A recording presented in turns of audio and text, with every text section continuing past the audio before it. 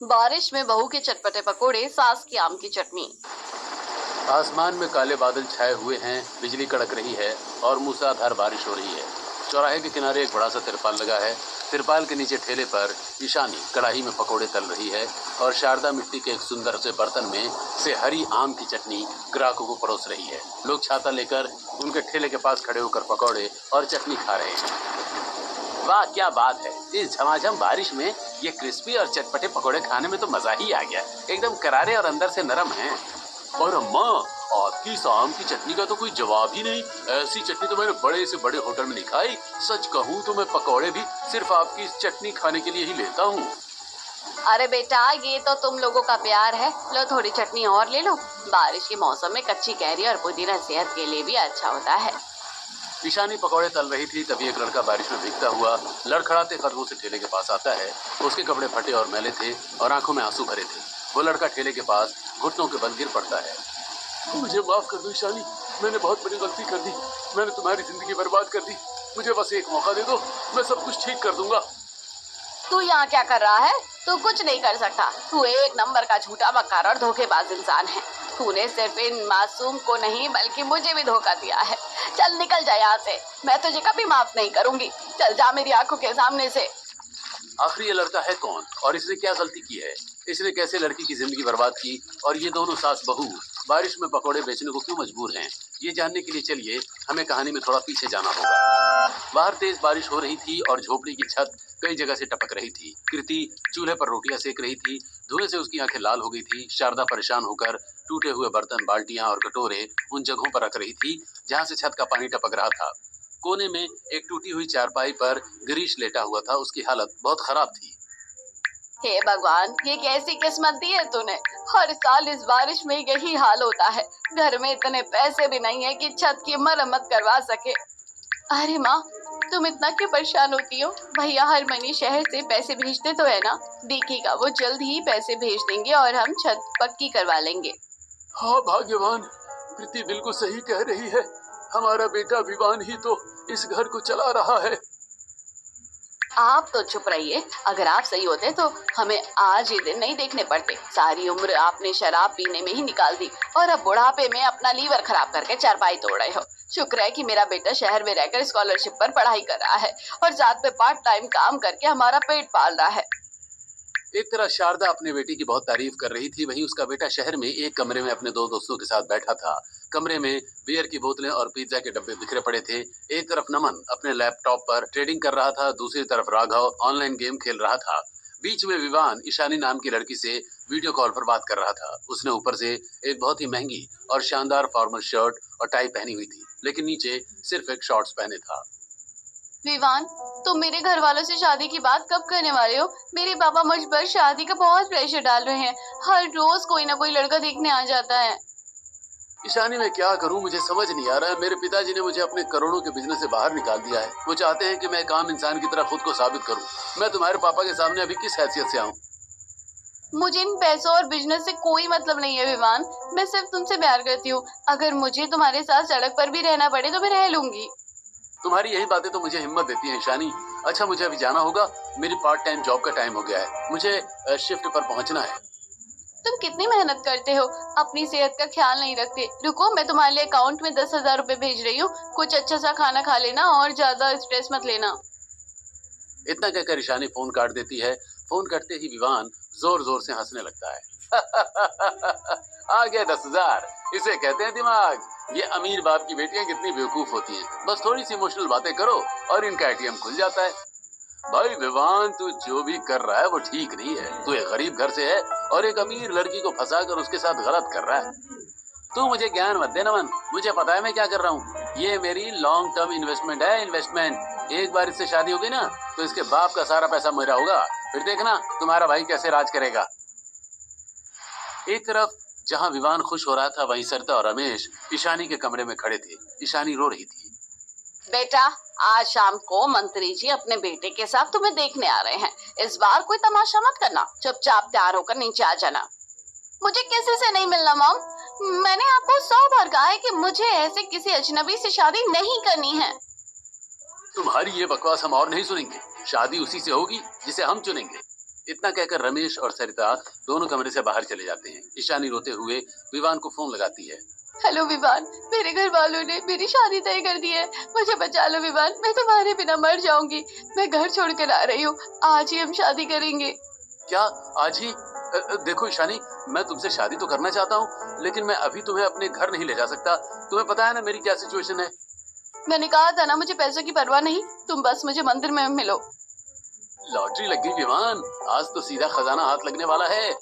ठीक है ईशानी, अगर तुम मेरे लिए इतना बड़ा कदम उठा रही हो तो मैं भी तुम्हारा साथ दूंगा। आ जाओ मंदिर। ईशानी और विवान दोनों मंदिर में शादी कर लेते हैं। विवान बहुत खुश था, उसे लग रहा था कि अब वो अमीर हो गया है।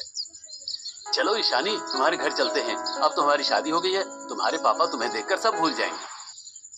विवान ईशानी को लेकर उसके घर पहुंचता है। ईशानी अपनी मांग में सिंदूर और गले में मंगलसूत्र पहने विवान का हाथ पकड़े अपने घर के हॉल में दाखिल होती है। इसे इस रूप में देखकर सरिता के हाथ से चाय का कप गिर जाता है और रमेश आग बबूला हो जाते हैं। तूने ये क्या कर लिया है? ये छलक छाप लड़का कौन है? पापा, मैंने विवान से शादी कर ली है। वो बहुत अच्छे इंसान है, बस अभी उनके हालात ठीक नहीं है। तूने मेरी नाक कटवा दी समाज में। अगर तुझे इस आवारा लड़के के साथ रहना है तो जा इसी के साथ। आज से इस घर में तेरा कोई रिश्ता नहीं है। मुझे जिंदगी में कभी अपनी शक्ल मत दिखाना। पापा प्लीज ऐसा मत कीजिए। गार्ड, निकालो इन दोनों के यहाँ से। और सुनो, ईशानी के नाम पर जितने भी बैंक अकाउंट और क्रेडिट कार्ड और एफडी हैं, उन्हें तुरंत ब्लॉक कर दो। एक फूटी कौड़ी नहीं मिलनी चाहिए इसे। गार्ड्स विवान और ईशानी दोनों को हाथ पकड़कर बाहर बारिश में धक्का दे देते हैं। मेरे पापा ने भले ही मेरे सारे पैसे, सारे क्रेडिट कार्ड्स ब्लॉक करवा दिए हैं, लेकिन अब मुझे कोई फर्क नहीं पड़ता। अब हम हमेशा के लिए साथ हैं। हम अपनी नई दुनिया बसाएंगे। ईशानी की यह बात सुनकर विवान के चेहरे का रंग उड़ जाता है, जैसे उसे 440 वोल्ट का करंट लगा हो। क्या बकवास कर रही है तू? 1 रुपया भी नहीं मिला तुझे? तेरा वो स्विस बैंक वाला अकाउंट, तेरी गाड़ियाँ, सब ब्लॉक हो गया। मैंने तो ये सोचा था कि तू मेरी एटीएम मशीन बनेगी। तू तो बिल्कुल बेकार निकली। इसका मतलब तुमने मुझसे शादी सिर्फ मेरे पैसों के लिए की है? हाँ, मैं तो तेरे साथ सिर्फ तेरे पैसों के लिए था। तुझे क्या लगा मैं तेरे प्यार में पागल हूँ? विवान की बातें सुनकर ईशानी का दिल टूट जाता है। दोनों बारिश में भीगे हुए थे। ईशानी बारिश में भीगते हुए विवान को जोर का एक थप्पड़ मारती है। तुम मेरे साथ ऐसा कैसे कर सकते हो? तुमने मेरी जिंदगी बर्बाद कर दी है। मैंने कुछ नहीं किया है, अब मैं अपने घर जा रहा हूँ। विवान, तुम ऐसे नहीं जा सकते। अब हमारी शादी हो गई है, जहाँ तुम रहोगे मैं भी वहीं रहूंगी। तुम्हें मेरी जिम्मेदारी उठानी पड़ेगी। तुझे मेरे साथ रहना है ना? तुझे प्यार चाहिए था ना? तो चल, मैं तुझे दिखाता हूँ मेरी असली दुनिया, मेरी असली औकात।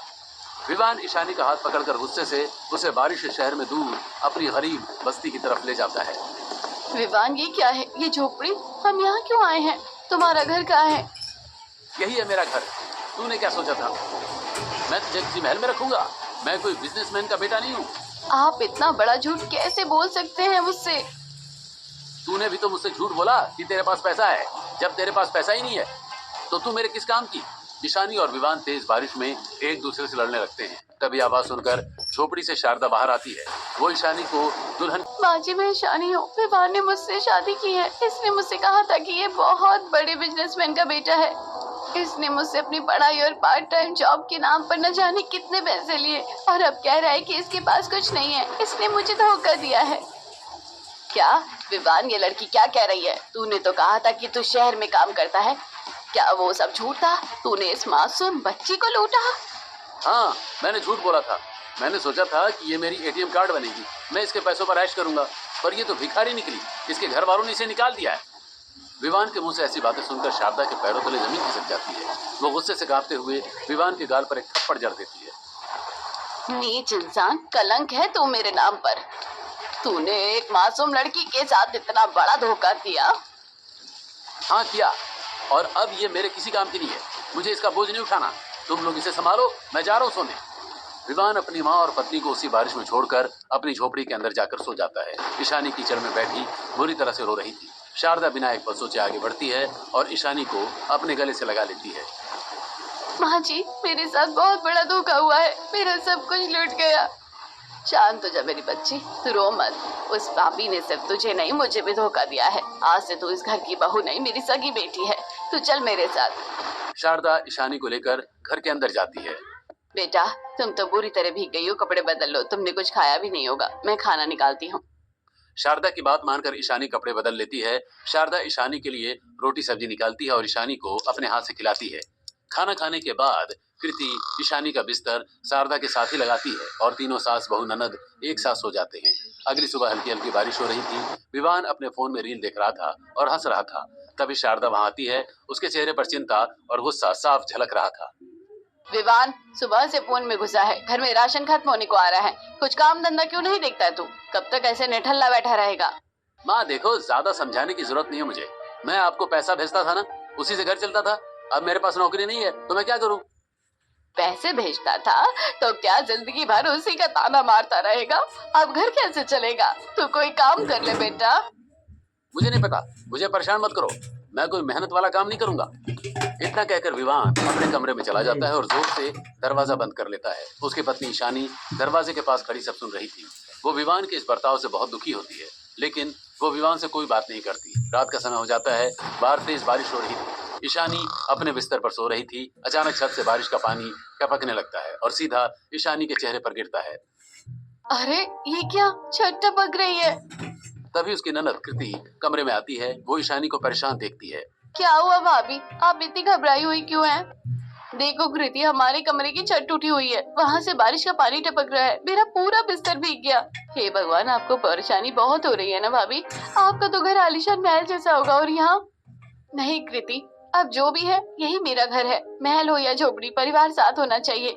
आप बहुत अच्छी है भाभी। चलिए मैं आपके लिए दूसरी जगह बिस्तर लगा देती हूँ। कृति, ईशानी और शारदा एक ही कमरे में साथ मिलकर सो जाते हैं। अगले दिन बाहर अभी भी झमाझम बारिश हो रही थी। मिट्टी की सौंधी सौंधी खुशबू पूरे घर में फैली हुई थी। शारदा रसोई में खड़ी थी। ईशानी नहा धोकर रसोई में आती है। वो थोड़ी घबराई हुई थी क्योंकि उसे ज्यादा खाना बनाना नहीं आता।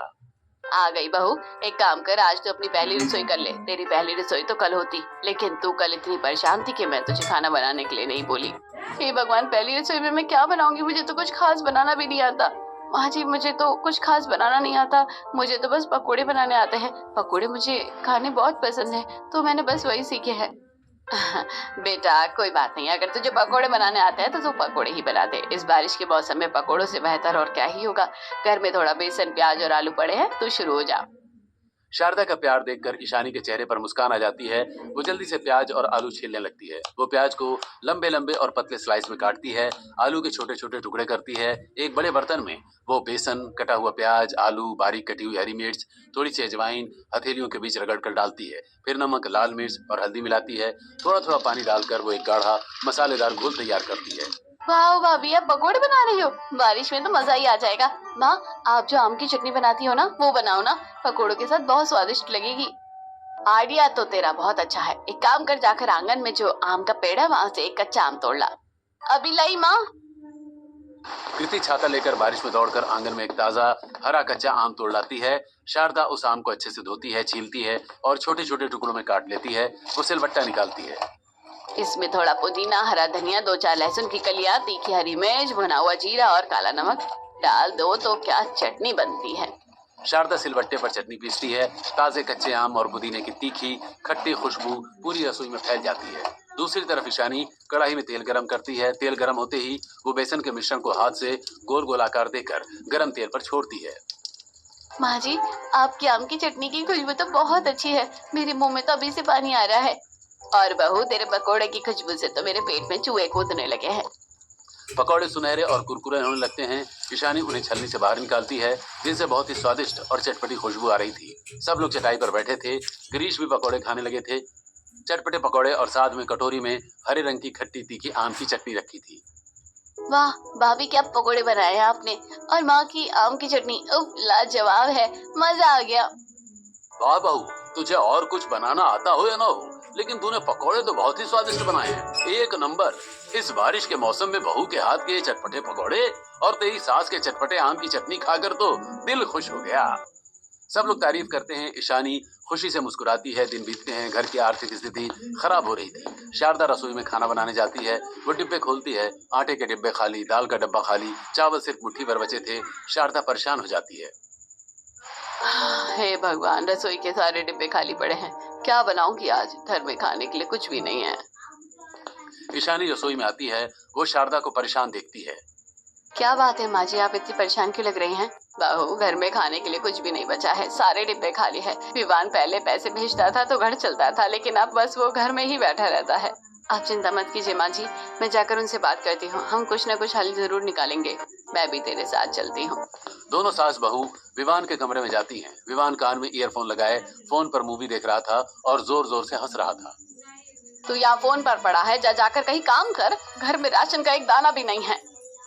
माँ, मैं काम नहीं करूंगा, मुझसे ये छोटे मोटे काम नहीं होंगे, मैं इतनी मेहनत नहीं कर सकता। देखिए, मुझे पता है कि हम गरीब हैं, लेकिन मेरे पिताजी ने भी शुरू से ही सब शुरू किया है। आज वो बहुत बड़ी कंपनी के मालिक है। आप भी शुरुआत कर सकते हैं, आप भी तरक्की हासिल कर सकते हैं। तुम चुप करो, मुझे मेहनत नहीं करनी है। तुम्हें जो करना है तुम जाकर करो, मैं कुछ नहीं करूंगा। इनसे कुछ बोलना ही बेकार है माँ जी, ये तो कुछ नहीं कर पाएंगे। अब मैं ही जा रही हूँ काम करने। नहीं बहू, तू मत जा, लोग क्या कहेंगे कि नई नवेली बहू से काम करवा रहे हैं। मेरा बेटा तो बेकार और निकम्मा है, लेकिन मैं जाकर काम करूंगी, तू घर संभाल। शारदा बारिश में छाता लेकर एक पड़ोसन के घर जाती है। वहां जाकर काम मांगती है। बहन जी, अगर आपके घर में कोई काम हो तो मुझे दे दीजिए, बहुत जरूरत है। ठीक है शारदा, तुम मेरे घर में झाड़ू पोछे का काम कर दिया करो, मैं तुम्हें थोड़े पैसे दे दिया करूंगी। शारदा वहां झाड़ू पोछा करने लगती है। काम पूरा होने पर कामनी उसे कुछ पैसे देती है। शारदा उन पैसों से थोड़ा सा राशन खरीद कर घर लौटती है। ईशानी सुबह से भूखी थी, उसके पेट में दर्द हो रहा था।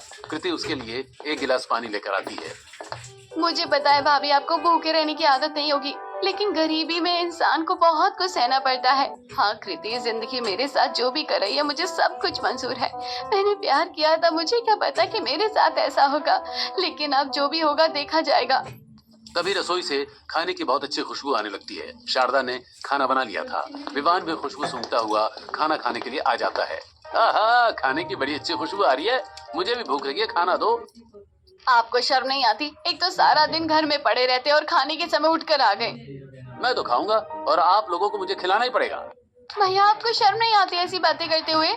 तू चुप कर कृति, अपने काम से मतलब रख, समझी? खाने के वक्त लड़ना बंद करो, चुपचाप खाना खाओ। और विवान, तू खाना खाकर जा यहाँ से।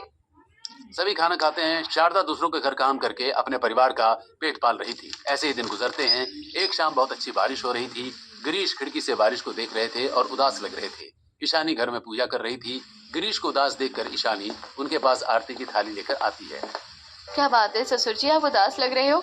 देखना बहू, कितनी अच्छी बारिश हो रही है। ऐसे मौसम में तो तेरे हाथ में वो चटपटे पकौड़े खाने का मन कर रहा है। मैं रोज सादा खाना खाकर परेशान हो गया हूँ। तेरे उस दिन के पकौड़े मुझे बहुत स्वादिष्ट लगे थे, क्या तू फिर से बना देगी? हाँ ससुर जी, क्यों नहीं, मैं भी बना देती हूँ। वैसे भी घर में आलू और थोड़ी सी दाल पड़ी है, मैं उसी के पकोड़े बना देती हूँ। ईशानी रसोई में जाती है। इस बार वो आलू, प्याज, हरी मिर्च और भीगी हुई दाल के अलग अलग कुरकुरे पकौड़े बनाती है। आती है। अरे वाह, क्या बात है, मेरे बिना ही पकोड़े बनाए जा रहे हैं। हाँ माँ जी, आपका ही इंतजार कर रही थी। आप उस दिन की तरह अपनी स्पेशल आम की चटनी बना दीजिए ना, वो बहुत टेस्टी थी। रुक, अभी बनाती हूँ अपनी स्पेशल आम की चटनी। शारदा अपनी मशहूर खट्टी तीखी आम की चटनी पीसती है। खुशबू घर के बाहर तक जाने लगती है। तभी दरवाजे पर दस्तक होती है। एक पड़ोस की औरत छाता लेकर खड़ी है। अरे शारदा बहन, तुम घर पर हो क्या? हाँ, मैं घर पर ही हूँ। तुम्हारे घर से तो पकोड़ों और तुम्हारी चटनी की बड़ी खुशबू आ रही है। हाँ, मेरी बहू ने पकोड़े बनाए हैं, तुम भी आकर देखो। सुनीता शारदा के घर आती है और ईशानी के बनाए पकौड़े शारदा के आम की चटनी के साथ खाती है। पकौड़े खाते ही उसकी आंखें बड़ी हो जाती हैं। वाह, लाजवाब, तुम्हारी बहू के पकोड़े भी बहुत स्वादिष्ट लग रहे हैं। और शारदा, तुमने जो आम की चटनी डाली है ना पकोड़ों में, वो तो बहुत ही चटपटी है। सुनीता 2-4 पकौड़े और खा लेती है और पकौड़े खाकर अपने घर चली जाती है। ऐसे ही दिन गुजरते हैं। एक दिन शारदा कामिनी के घर का काम करके जल्दी लौट आती है। वो कुछ उदास लग रही थी। ईशानी शारदा को उदास देखकर उसके पास आती है। क्या हुआ माँ जी, आप इतनी परेशान क्यों हैं? वो मालकिन के घर में। कामिनी के घर में किटी पार्टी थी। उसके कुछ मेहमान घर आए हुए थे। शारदा, जल्दी जल्दी हाथ चला, मेरे मेहमान आ गए हैं। वो नई वाली क्रॉकरी है ना, वो निकाल, उसमें खाना देना सभी को। कामिनी के कहने पर शारदा अलमारी से नई वाली क्रॉकरी निकालती है कि तभी अचानक उसका पैर फिसल जाता है और सारी क्रॉकरी जमीन पर गिरकर टूट जाती है। आवाज सुनकर कामिनी रसोई में आती है। तूने मेरी इतनी महंगी क्रॉकरी तोड़ दी, इसके पैसे तेरी पगार से कटेंगे। किसी काम की नहीं है तू, निकल जा यहाँ से। बहू, मालकिन ने मुझे काम से निकाल दिया, अब हम क्या करेंगे? माँ जी, दूसरों के घर काम करने से अच्छा है कि हम अपना काम कुछ करें। ईशानी इतना कहती है, तभी सुनीता वहाँ आ जाती है। शारदा बहन, मैंने आपकी सारी बातें सुनी। मैं एक बात कहूँ, तुम्हारी बहू इतने अच्छे पकोड़े बनाती है और तुम इतनी टेस्टी आम की चटनी बनाती हो। तुम लोगों को सच में पकोड़ों की दुकान खोल लेनी चाहिए, तुम्हारी खूब बिक्री होगी, खासकर इस बारिश के मौसम में। लेकिन हमारे पास पैसे नहीं है, हम दुकान कैसे खोलेंगे? ईशानी अपने कमरे में जाती है और अपने बैग से अपना एटीएम कार्ड निकाल कर लाती है। माँ जी, देखिए मेरे अकाउंट में कुछ पैसे हैं जो मेरी आखिरी सेविंग्स है। हम इसी से अपना बिजनेस शुरू कर सकते हैं। मैंने विवान जी को बताया नहीं था क्योंकि मुझे डर था कि वो ये पैसे भी ले लेंगे। ठीक है बहू, कल ही हम शुरुआत करेंगे। तो सच में हमारे घर में लक्ष्मी बनकर आई है। अगले दिन ईशानी एटीएम से पैसे निकाल कर लाती है। दोनों सास बहू बाजार जाकर राशन, बेसन, तेल, सब्जियां खरीद लाती हैं। कृति एक छोटा ठेला किराए पर लेकर आती है। भाभी देखो, मैं ठेला ले आई हूँ, अब आप पकोड़े भी बना सकती हो। माँ जी, आप चटनी तैयार कीजिए, मैं तब तक पकोड़ों का घोल और सब्जियां काट लेती हूँ। ईशानी बहुत ही फुर्ती और सफाई से आलू को छीलकर उनके एकदम गोल और पतले स्लाइस काटती है। फिर वो प्याज को छीलकर उनके लंबे लंबे लच्छे बनाती है। पालक के पत्तों को अच्छे से धोकर बारीक काटकर एक अलग बर्तन में रख देती है। माँ जी, ठेले के लिए पकोड़े एकदम कुरकुरे होने चाहिए, इसलिए मैंने इस बेसन में थोड़ा सा चावल का आटा मिला दिया है। अब इसमें ये गई थोड़ी सी लाल मिर्च, हल्दी, नमक, अजवाइन। पता है बहू, इसमें मैंने थोड़ा सा भुना हुआ जीरा, हींग और काला नमक ज्यादा डाला है। इससे स्वाद भी निखर कर आएगा और पकोड़ों के साथ भी पेट हल्का भी रहेगा। उफ भाभी, क्या खुशबू आ रही है हमारी रसोई से। आज तो ग्राहकों की लाइन लग जाएगी। पकौड़े का बैटर और आम की चटनी तैयार करके दोनों सास बहू ठेले में पकौड़े बेचने के लिए निकलती हैं। अभी हल्की हल्की बारिश हो रही थी। दोनों चौराहे के पास पहुंचती हैं। वहां लोगों की बहुत भीड़ थी। आइए आइए, बारिश के मौसम में गर्मा गर्म चटपटे पकोड़े खाइए। कुछ लोग आते हैं। एक आदमी पकौड़ा खाकर देखता है। अरे वाह बहन जी, कितने टेस्टी पकौड़े, और ये आम की चटनी तो उफ, क्या चटपटा बने इसमें। एक प्लेट लगा दीजिए प्लीज। तो सच में भैया, इतने स्वादिष्ट पकौड़े तो अच्छे अच्छे रेस्टोरेंट में भी नहीं मिलते। मेरा विश्वास करो, घर के लिए भी लेकर जाओ, बाल बच्चे खुश हो जाएंगे। पकौड़े की खुशबू और ग्राहकों की बातें सुनकर और भी लोग भी ईशानी और शारदा के पकौड़े चटनी खाने के लिए आ जाते हैं। देखते ही देखते ठेले पर बहुत भीड़ लग जाती है। रात में दोनों सास बहू पकौड़े बेचकर घर आ जाती है। माँ जी, आज तो हमारी बहुत अच्छी कमाई हुई है। बहू, तूने सही कहा था कि दूसरों के घर में फालतू की बातें सुनकर काम करने से अच्छा है कि हम अपना खुद का काम करें। माँ जी, हम लोग कुछ और भी ट्राई करेंगे। अगले दिन ठेले पर और ज्यादा भीड़ थी। एक नियमित ग्राहक आता है। बहन जी, आपने जो पालक डाला है पकौड़े में, वो तो बहुत ही क्रंची लग रहा है। लेकिन पता है क्या, मुझे ब्रेड पकौड़े भी बहुत पसंद है। हमारे यहाँ कोई ब्रेड पकौड़ा नहीं बनाता, अगर आप बना सकती तो बहुत अच्छा होता। इतना कहकर ग्राहक चला जाता है। माँ जी, कस्टमर तो बिल्कुल सही कह रहा है, ब्रेड पकोड़े बनाना तो बहुत आसान होता है, हम लोग बना लेंगे। अगले दिन से वो लोग आलू की मसालेदार स्टफिंग करके ब्रेड पकौड़े भी बनाने लगते हैं।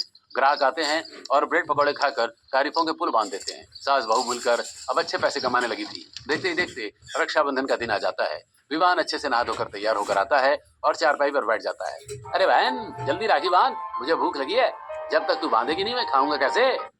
भैया, मैं आपको राखी नहीं बांधूंगी। क्यों, क्या बकवास कर रही है? भैया, आप तो भैया कहलाने के लायक भी नहीं है। आपने एक लड़की को धोखा दिया, उसकी जिंदगी बर्बाद कर दी, और मैं आपको राखी बांधूंगी? ऐसा भैया मेरा नहीं हो सकता। भाभी ने एक भाई की तरह मेरी घर की रक्षा की है, मुझे भूखा सोने से बचाया है। आप मेरे लिए भाई से कम नहीं हो भाभी, मैं आपको राखी बांधूंगी। कृति एक सुंदर सी लुम्बा लाती है और ईशानी के हाथ पर बांधकर उसे मिठाई खिलाती है और टीका लगाती है। विवान ये देखकर आग बबूला हो जाता है। अच्छा, तो अब इस घर में यही सब होगा, ठीक है। विवान गुस्से में पैर पटकते हुए घर से बाहर निकल जाता है। विवान एक ऑटो पकड़ता है और अपने दोस्तों नमन और राघव से मिलने चला जाता है। भाई, मुझे कुछ करना ही पड़ेगा, वरना मेरे घर में मेरी कोई इज्जत नहीं रहेगी। मेरी बहन ने मुझे राखी तक नहीं बांधी। अरे विवान भाई, तू चिंता क्यों करता है? मैंने तुझे उस ट्रेडिंग ऐप के बारे में बताया था ना। एक काम कर, अपना पैसा लगा दे और कल तक पैसा डबल कर ले। हाँ भाई, बस थोड़ा सा इन्वेस्ट कर, फिर देख तेरी किस्मत कैसे चमकती है। ठीक है भाई, हो जाएगा इतना काम, चिंता मत कर। विवान तुरंत अपने फोन से सारे बचे कुछ पैसे अपने दोस्तों को ट्रांसफर कर देता है। वो खुशी खुशी अपने घर आ जाता है। अगले दिन विवान अपने दोस्तों के उसी कमरे में जाता है। कमरा बाहर से बंद है। आसपास के लोग बताते हैं कि वो लड़के कमरा छोड़कर भाग गए। विवान के पैरों तले जमीन खिसक जाती है। बारिश अभी भी हो रही थी। वो बीच सड़क पर खड़ा होकर रोने लगता है। हे भगवान, ये क्या हो गया? अब मुझे समझ आ रहा है कि धोखा देना कैसा होता है। मैंने ईशानी को धोखा दिया और अब मुझे धोखा मिला है। भगवान मुझे इसी की सजा दे रहा है। मुझे ईशानी से माफी मांगनी है। विवान बारिश में भीगते हुए ईशानी के पास जाने लगता है। वही ईशानी और शारदा बारिश में पकौड़े बेच रही थी। वाह क्या बात है, इस झमाझम बारिश में ये क्रिस्पी और चटपटे पकौड़े खाने में तो मजा ही आ गया। एकदम करारे और अंदर से नरम है। और अम्मा, आपकी इस आम की चटनी का तो कोई जवाब ही नहीं। ऐसी चटनी तो मैंने बड़े से बड़े होटल में नहीं खाई। सच कहूँ तो मैं पकौड़े भी सिर्फ आपकी इस चटनी खाने के लिए लेता हूँ। अरे बेटा, ये तो तुम लोगों का प्यार है। लो थोड़ी चटनी और ले लो। बारिश के मौसम में कच्ची कैरी और पुदीना सेहत के लिए भी अच्छा होता है। ईशानी और शारदा के पकौड़े की अच्छी बिक्री हो रही थी। तभी विवान उनके पास पहुंचता है। तो मुझे माफ कर दो ईशानी, मैंने बहुत बड़ी गलती कर दी। मैंने तुम्हारी जिंदगी बर्बाद कर दी। मुझे बस एक मौका दे दो, मैं सब कुछ ठीक कर दूंगा। ये यहाँ तू क्या कर रहा है? तू कुछ कर नहीं सकता। तू एक नंबर का झूठा, मक्कार और धोखेबाज इंसान है। तूने सिर्फ इस मासूम को नहीं बल्कि मुझे भी धोखा दिया है। चल निकल यहाँ से, मैं तुझे कभी माफ नहीं करूंगी। चल जा मेरी आंखों के सामने से।